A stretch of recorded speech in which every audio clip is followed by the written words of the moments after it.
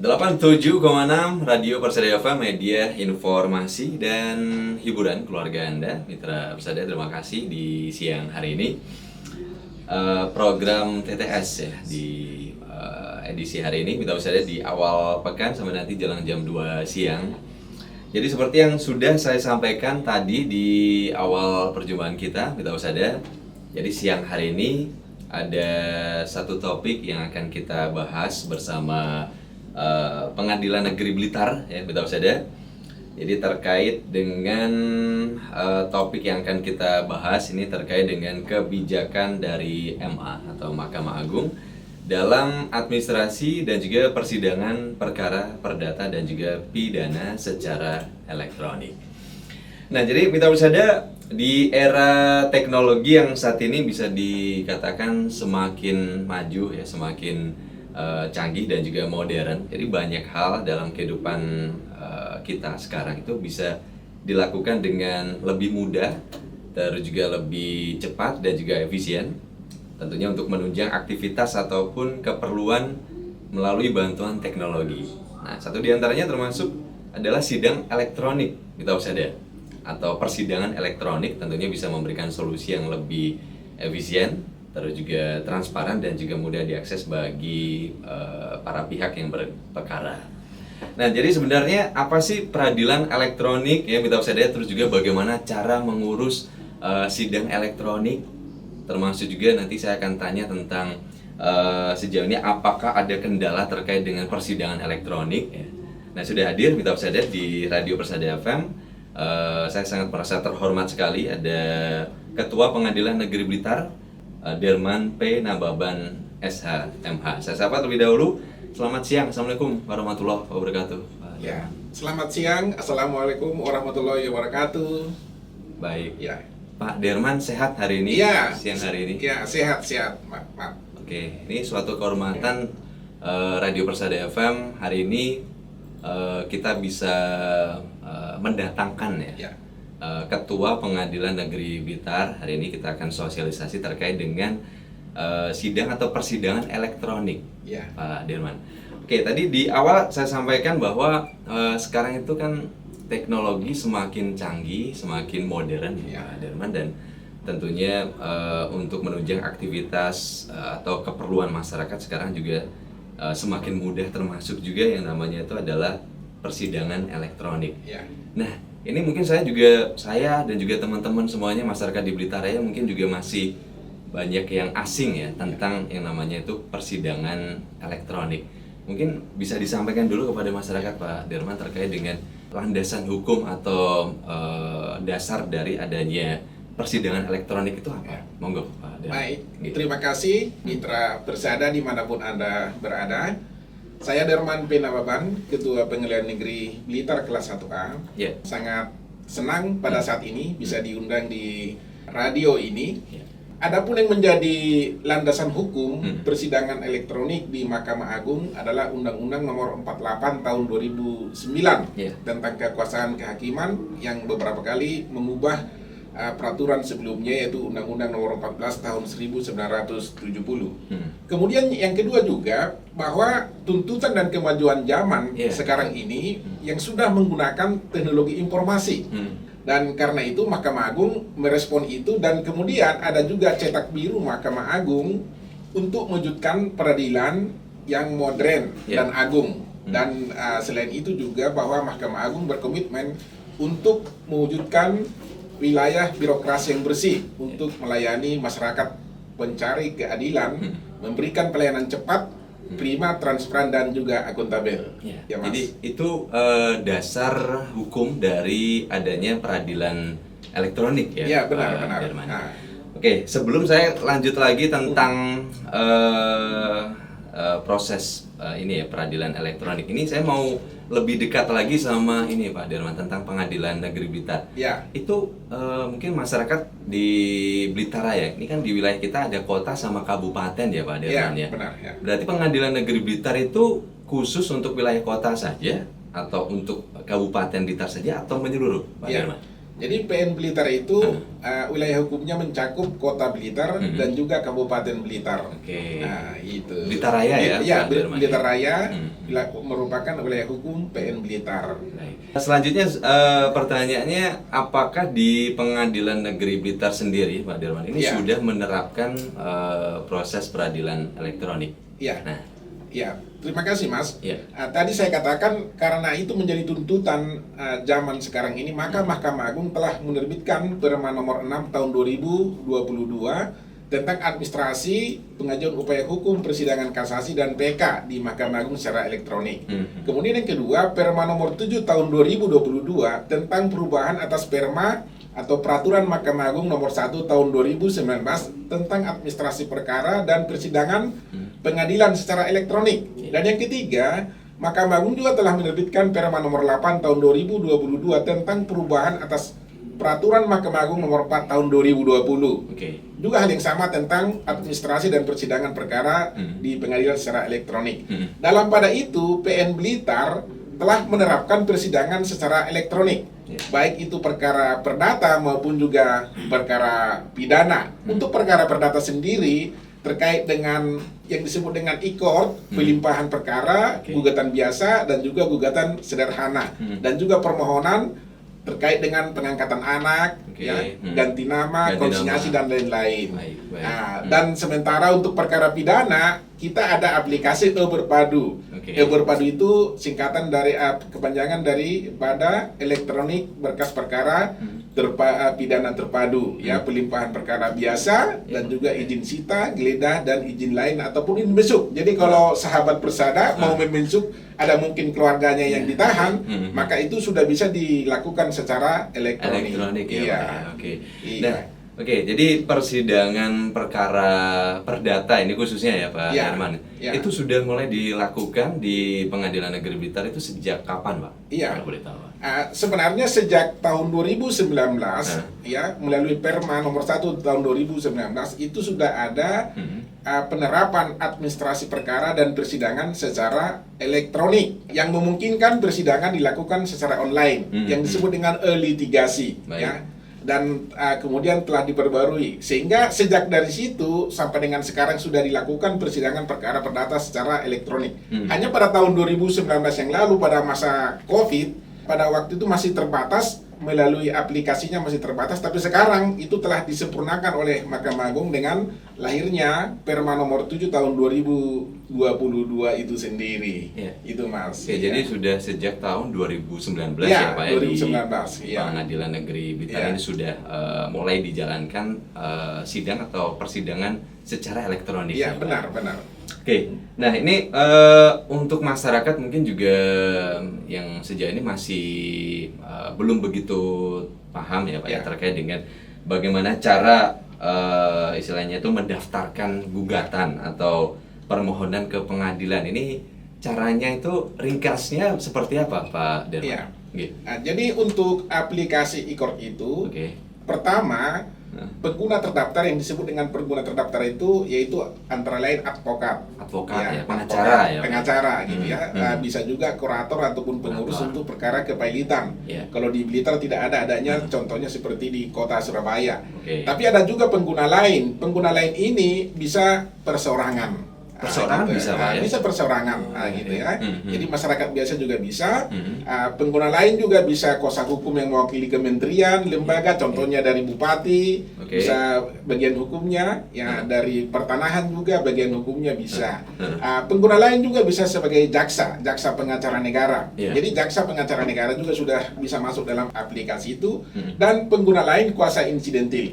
Contoh ini ada seorang warga masyarakat mengajukan gugatan di pengadilan, tetapi dia sudah usia renta atau sudah usia lanjut, maka bisa diwakilkan kepada anaknya, ya dengan surat kuasa insidentil. Surat kuasa insidentil itu nanti harus minta izin ke ketua pengadilan.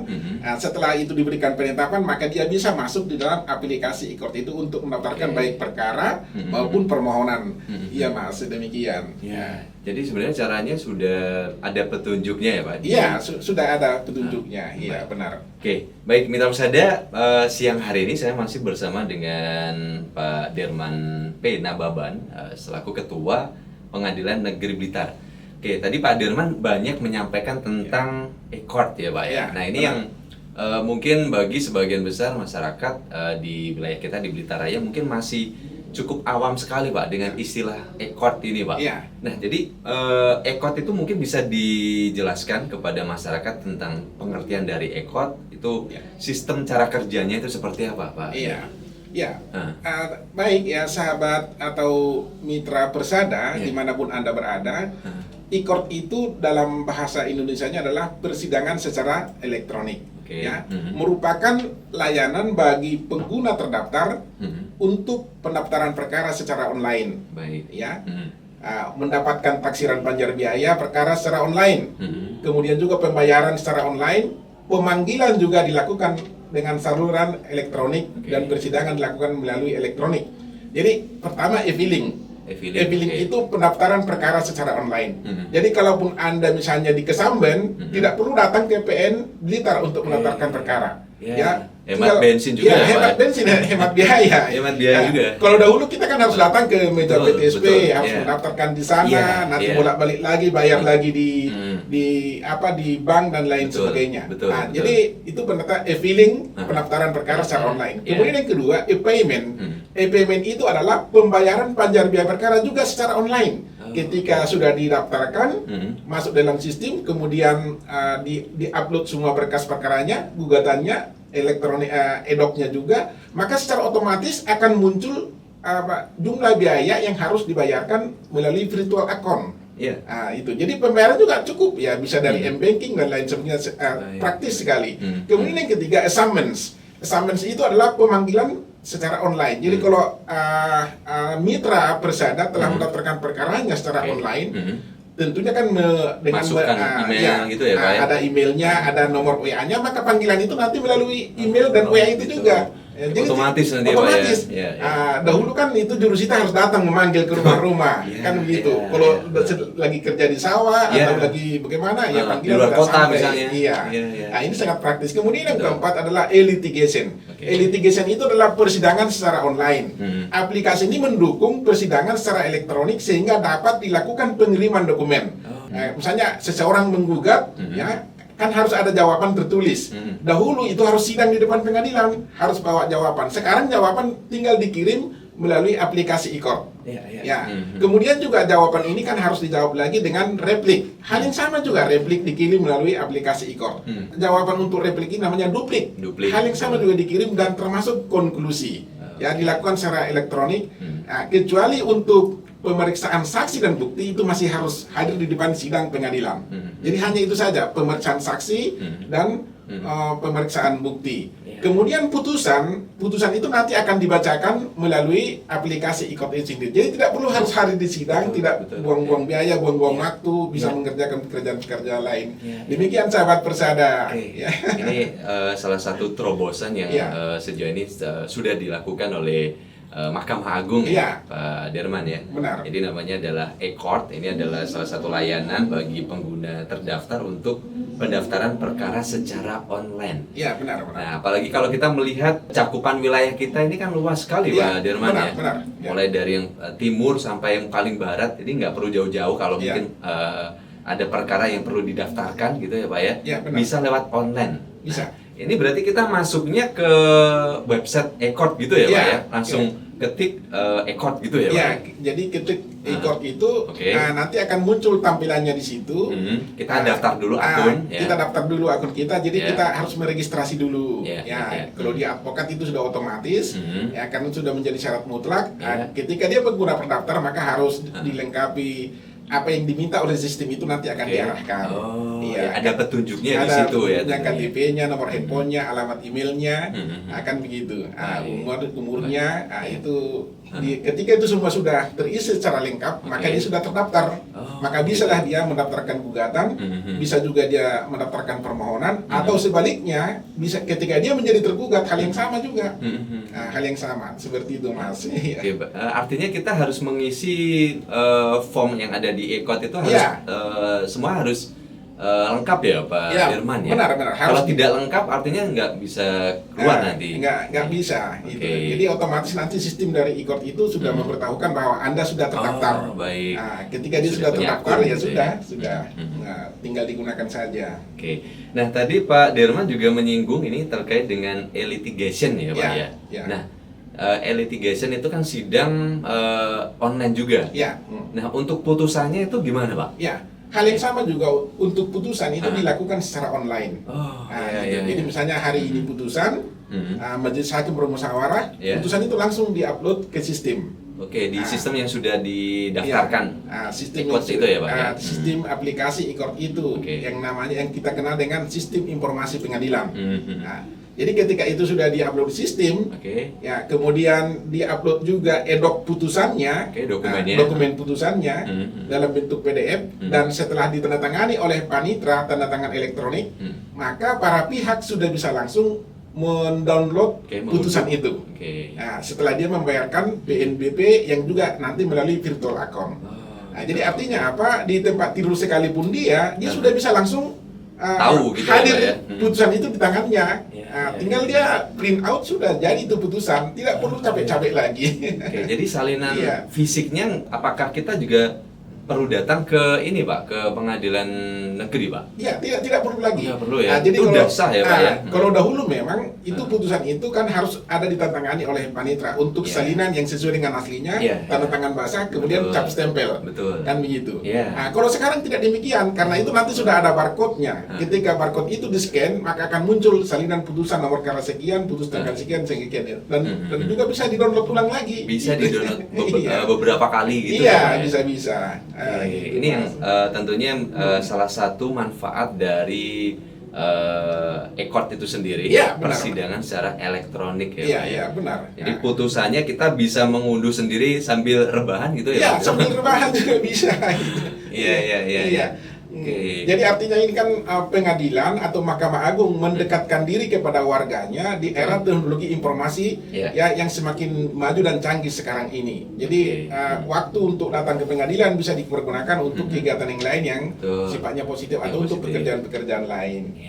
Iya. Oke, Pak Dirman, sejauh ini apakah ada kendala Pak dalam misalnya dari e-court sendiri atau persidangan secara elektronik, mungkin keluhan dari masyarakat yang masuk ke Pengadilan Negeri Blitar sendiri, sejauh ini ada nggak Pak kendala-kendalanya Pak?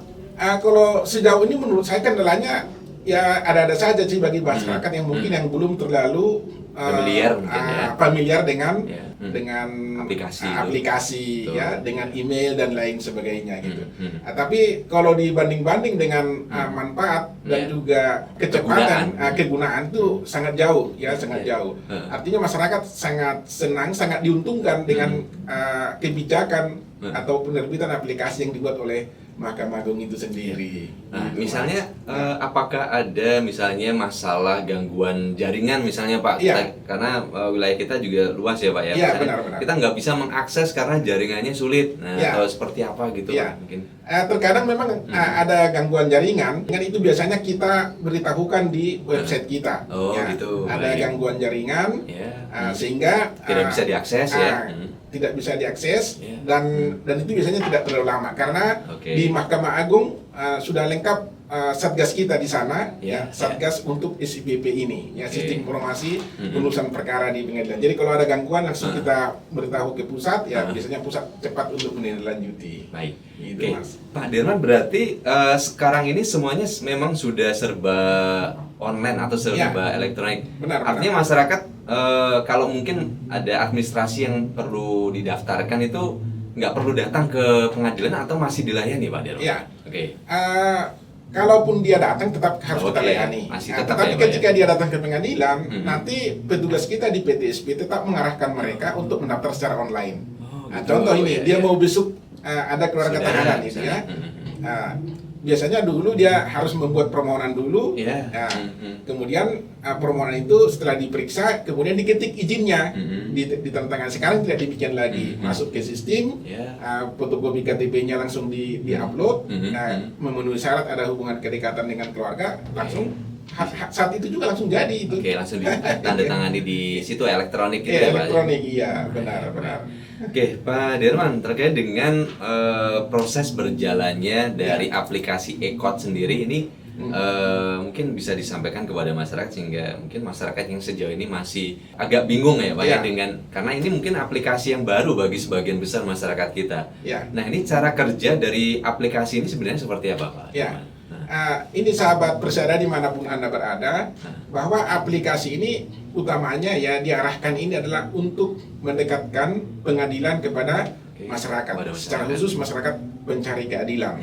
Ya, dan aplikasi ini sangat membantu sekali, ya baik keakuratan data, demikian juga waktu, dan demikian juga kecepatan. Ya, kecepatan bagaimana masyarakat bisa mengakses putusan pengadilan seketika itu juga ketika diputus dan ketika itu diunggah atau diupload oleh majelis hakim di SIP ataupun di e-Court itu sendiri. Dan sekali lagi kami dari pengadilan tentu masih banyak warga yang bertanya-tanya yang mungkin kebingungan. Petugas kita ada petugas e-Court. Jadi petugas e-Court itu akan memandu, akan mengarahkan masyarakat yang belum paham benar terkait dengan penggunaan aplikasi ini. Selain itu juga di pengadilan itu sendiri ada namanya posbakum. Jadi petugas posbakum itu dibiayai oleh negara. Mereka juga akan memberikan pemahaman atau menuntun warga masyarakat yang mungkin bertanya-tanya seperti apa sih penggunaan aplikasi e-Court ini. Karena itu banyak mengajukan permohonan pergantian nama, pengangkatan anak, perwalian untuk masuk TNI, Polri dan lain sebagainya. Mereka masih bingung, dan petugas kita pasti membantu mereka siap di sana. Itu di PTSP ya Pak? Ya, di PTSP dan di Posbakum. Baik, Mitra Persada, saya ke WhatsApp dan juga di ini dulu ya Pak, beberapa komentar yang sudah masuk ini. Terima kasih teman-teman. Ada beberapa pertanyaan Pak Derman yang sudah ditujukan kepada Pak Derman selaku Ketua Pengadilan Negeri Blitar. Ini yang pertama dari nomor belakang 799. Ini mohon izin tanya Pak Derman. Apa yang membedakan dari waktu sidang dengan cara konvensional dengan sidang elektronik Pak? Yang pertama mungkin bisa dijawab dulu. Jadi pembedaan waktu sidangnya itu, kalau waktu sidangnya itu sama. Jadi perkara itu sejak didaftarkan itu harus diputus selama 5 bulan. Harus diputus selama 5 bulan. Paling lama 5 bulan. Kalau dalam 5 bulan tidak putus, maka majelis hakim yang bersangkutan wajib melapor ke ketua pengadilan, tembusan ke pengadilan tinggi dan juga ke Mahkamah Agung. Ya mungkin ada karena pihaknya banyak atau pemanggilan berlarut-larut. Yang membedakan itu adalah itu tadi. Kalau pihaknya untuk mengajukan gugatan, kalau pihaknya untuk mengajukan jawaban, replik, duplik, konklusi dan putusan harus datang di pengadilan. Dalam persidangan e-Court ini mereka tidak perlu datang. Jadi dimanapun dia, di kota lain pun dia sudah bisa. Kemudian yang kedua, pembedanya adalah sekarang sudah bisa dilakukan mediasi melalui elektronik juga, melalui saluran Zoom misalnya. Jadi pihaknya, misalnya pihak ini ada di kota Jakarta, ya karena ada kebutuhan yang mendesak di sana. Sementara proses ini sedang mediasi, maka sekarang sudah bisa dilakukan mediasi secara elektronik. Jadi sangat membantu, ya. Sangat membantu sahabat Persada dimanapun Anda berada. Jadi manfaatnya itu lebih besar ya Pak ya? Lebih besar. Lebih kita bisa hemat biaya juga Pak Derman? Hemat biaya dan hemat waktu. Hemat waktu juga. Dan kecepatan juga. Kecepatan juga. Iya benar. Tapi selama ini tidak pernah ada masalah misalnya ketika sedang sidang sudah berlangsung itu masalah koneksi jaringan. Ini biasanya pakai aplikasi apa Pak untuk sidangnya itu Pak? Untuk elektronik itu. Jadi di kita di pengadilan itu saluran internet itu sangat kuat Pak. Baik. Beberapa Mbps itu sangat kuat. Dan itu seluruh Indonesia seperti itu. Gitu. Jadi masalah-masalah jaringan biasanya tidak terlalu tidak menjadi kendala, menjadi problem ya. Tidak menjadi problem. Karena itu memang kita sudah sediakan untuk kantor itu seperti itu, supaya bisa cepat melayani masyarakat gitu. Baik. Ini ada pertanyaan lagi Pak Derman, mohon izin. Ini dari Ibu Yopi. Terima kasih. Pertanyaannya, apakah semua persidangan elektronik itu baik pidana dan juga perdata itu juga bisa dilayani di e-sidang Pak? Nah, Ini pertanyaan bagus Pak. Hanya kasus perdata saja atau kasus perkara pidana juga? Mungkin pertanyaan seperti itu Pak. Ya, baik. Ya. Terima kasih Ibu Yopi. Ya. Memang tadi kita mau sampaikan juga terkait dengan persidangan elektronik dalam perkara pidana. Nah, jadi selain perkara perdata yang dilakukan secara elektronik, maka pidana juga hal yang sama. Jadi mungkin kita bisa melangkah lebih jauh bahwa dahulu kalau jaksa melimpahkan perkara ke pengadilan itu manual, bawa berkas dulu, baru didaftar dicatat seperti itu. Sekarang tidak demikian. Jaksa itu melimpahkan perkara itu melalui sistem berpadu, elektronik berkas perkara pidana terpadu. Itu jadi jaksanya mungkin dia lagi di Surabaya sedang diklat bisa melimpahkan berkas perkara di PN Blitar, gitu. Hal yang sama juga penyidik, misalnya penyidik dari Kesamben, ya ada Kapolsek di sana, minta izin penyitaan, minta izin penggeledahan, ya hal yang sama juga melalui online. Demikian juga untuk warga masyarakat pinjam pakai barang bukti bagi terdakwa misalnya atau keluarganya atau mengajukan penangguhan penahanan, hal yang sama juga melalui online, tidak perlu harus datang ke pengadilan. Betul. Gitu. Dan tadi saya lupa tadi menyampaikan perkara perdata, kalau dahulu itu dilakukan pemanggilan secara manual melalui jurusita, maka sekarang pemanggilan dilakukan kalau pihaknya tidak ada alamat elektroniknya, maka dipanggil melalui pos tercatat, melalui kantor pos. Surat tercatat. Surat ya, Pak ya? Ini membuat masyarakat bertanya-tanya, loh kenapa kantor pos yang melakukan pemanggilan? Gitu. Ini memang ada pertanyaan banyak dari masyarakat. Ini perubahan dari Perma itu tadi dengan adanya persidangan elektronik ini, maka pemanggilan dilakukan melalui kantor pos, bukan lagi jurusita pengadilan. Jadi gitu. Jurusita pengadilan sekarang tugasnya ngapain aja ya Pak Derman? Iya. Jadi memang surat panggilan ini tetap dikerjakan oleh jurusita, tetap dikerjakan oleh dia, tetapi nanti untuk menyampaikan, mengantarkan itu, Mahkamah Agung telah menjalin MOU dengan PT Pos Indonesia di Jakarta, bahwa semua PT Pos ini harus melayani pemanggilan, pemberitahuan putusan, kalau tadi pihaknya tidak sidang secara e-court. Karena itu tadi ada tambahan, kalau sekiranya tergugat tidak mau sidang secara e-court, maka persidangan dilakukan secara hybrid.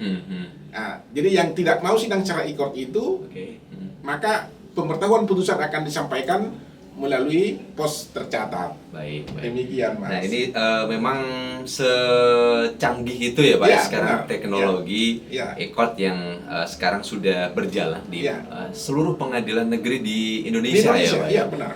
Nah, bukan hanya pengadilan negeri, tapi juga berlaku di pengadilan agama, mahkamah syariah, di pengadilan tun, dan juga di pengadilan militer. Jadi memang semua lembaga hukum di bawah Mahkamah Agung ya Pak Derman ya. Ini memang sudah menggunakan atau memanfaatkan teknologi tentunya untuk mempermudah proses persidangan itu sendiri. Iya, benar. Tadi Pak Derman juga sempat menyinggung ini tentang berpadu, Pak. Nah, berpadu ini juga mungkin perlu kita sampaikan juga kepada masyarakat tentang manfaat berpadu ini. Untuk apa sih, Pak Derman? Jadi berpadu itu adalah integrasi berkas perkara pidana antar aparat penegak hukum. Antara lain dari pengadilan, kejaksaan, kepolisian, termasuk rutan ataupun lembaga pemasyarakatan.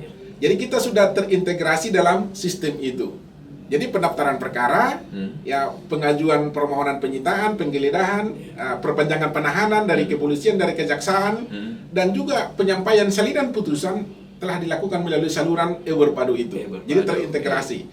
Kalau dahulu, kalau perkara baru putus, baik dari Mahkamah Agung, dari Pengadilan Tinggi atau dari PN, harus disampaikan juga ke lembaga pemasyarakatan melalui surat, diantar ke sana.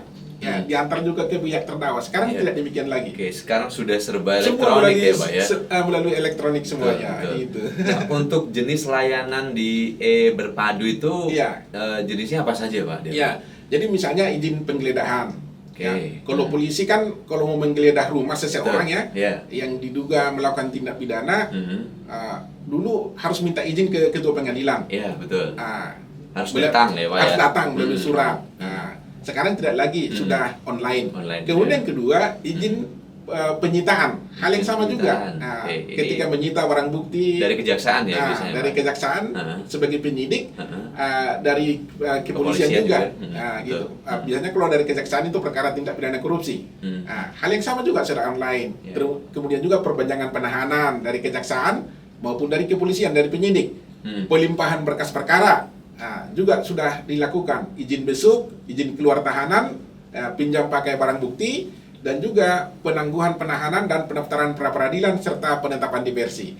Jadi semua itu sudah dilakukan melalui aplikasi Berpadu di pengadilan di seluruh Indonesia. Baik. Iya. Artinya Berpadu ini sudah terkoneksi ya, Pak, sama aparat penegak hukum gitu Sudah, ya? sudah. Sudah. Oke, jadi baik itu dari kepolisian, terus juga dari kejaksaan, Ya. Semuanya ini sudah istilahnya terintegrasi gitu ya, Pak? Iya, benar. Oke. Nah, pertanyaan selanjutnya untuk proses persidangan melalui Berpadu ini seperti apa, Pak? Iya. Nah, jadi proses persidangan Berpadu, jadi memang kita masih sidang seperti persidangan konvensional, pembacaan dakwaan, ya. Kemudian kalau ada eksepsi ataupun keberatan dari penasihat hukum, kemudian pemeriksaan sidang, saksi, bukti, ya, dan juga untuk putusan. Kita masih sidang. Tetapi kalau putusan itu dari Pengadilan Tinggi, dari Mahkamah Agung itu disampaikan melalui Berpadu. Oke. Demikian juga pelimpahan berkas itu semua disampaikan melalui Berpadu. Penahanan juga semua disampaikan melalui Berpadu. Gitu. Jadi sangat cepat. Dahulu sering tahanan keluar demi hukum karena tahanan dari Mahkamah Agung terlambat datang. Karena harus dikirim melalui surat. Apalagi seperti di Papua. Sebelum di Blitar saya tugas di Papua ini, Mas ini, sahabat bersada.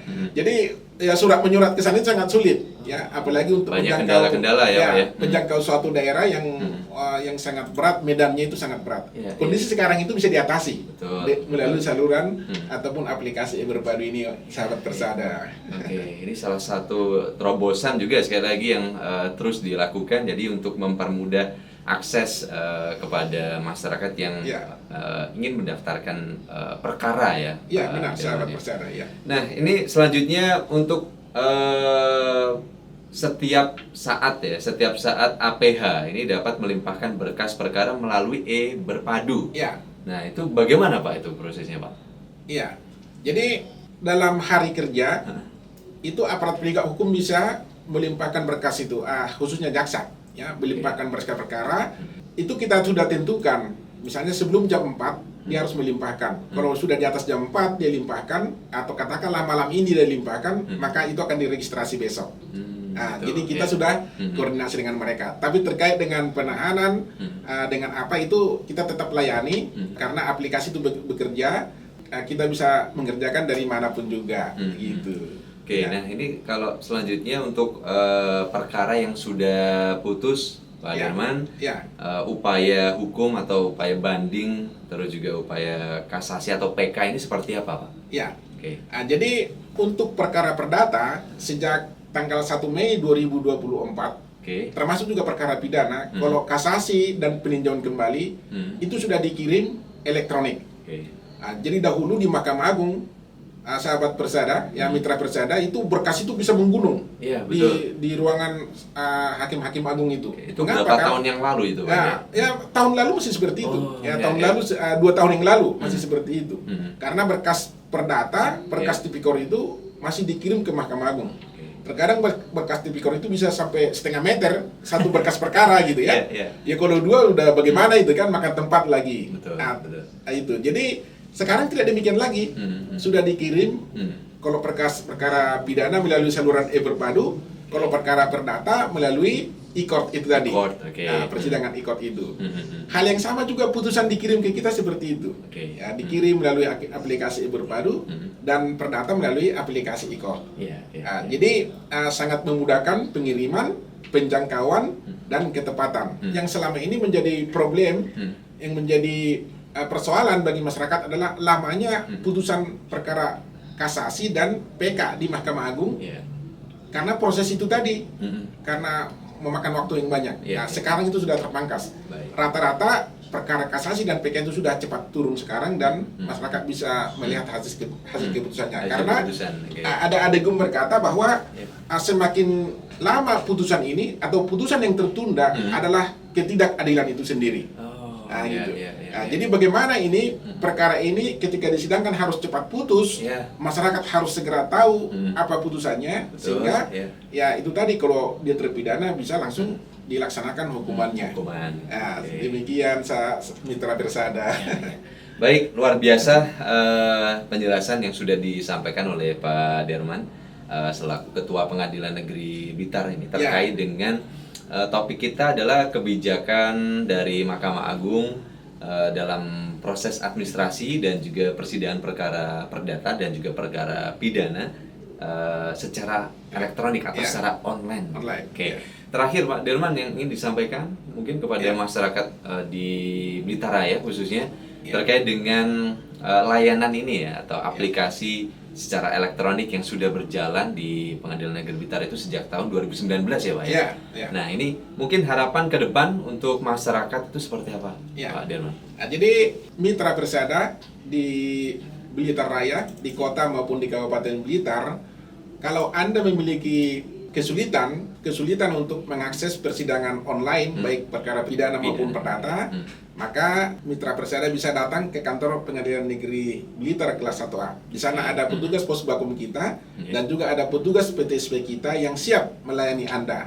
Ya, tujuan kami yang paling utama adalah bagaimana masyarakat ini bisa dilayani dengan cepat, tidak waktunya tidak bertele-tele dan juga biaya murah. Dan kami terbuka kalau ada keluhan-keluhan juga bisa disampaikan kepada saya selaku Ketua Pengadilan dan juga bisa disampaikan melalui surat tercatat dan lain sebagainya. Intinya adalah melalui persidangan elektronik ini adalah untuk menyahuti tuntutan masyarakat di era teknologi informasi yang semakin maju ini, supaya persidangan itu bisa dilakukan secara cepat, tepat, akuntabel, transparan dan bertanggung jawab. Baik. Itu sahabat. Terima kasih Dr. Derman P. Nababan, SHMH, Ketua Pengadilan Negeri Blitar. Waktu yang sudah diluangkan hari ini Pak Derman ini luar biasa. Di tengah kesibukannya Pak Derman ini menyempatkan hadir di Radio Persada FM untuk banyak menyampaikan informasi yang ya ini penting juga kepada masyarakat, sosialisasi dan juga edukasi agar kita semuanya paham tentang sidang atau persidangan yang dilakukan secara elektronik melalui beberapa aplikasi itu tadi. Oke, terima kasih Pak Derman sekali lagi. Oke, terima kasih Mitra Persada, secara khusus semua kru Persada, terima kasih dan semua warga masyarakat. Terima kasih. Baik, mungkin next kita bisa bertemu lagi ya Pak ya dengan mungkin topik-topik yang lain, terutama terkait dengan hal-hal yang ada di Pengadilan Negeri Blitar tentunya. Oke, terima kasih. Selamat siang. Assalamualaikum warahmatullahi wabarakatuh. Selamat siang. Wassalamualaikum warahmatullahi wabarakatuh. Terima kasih.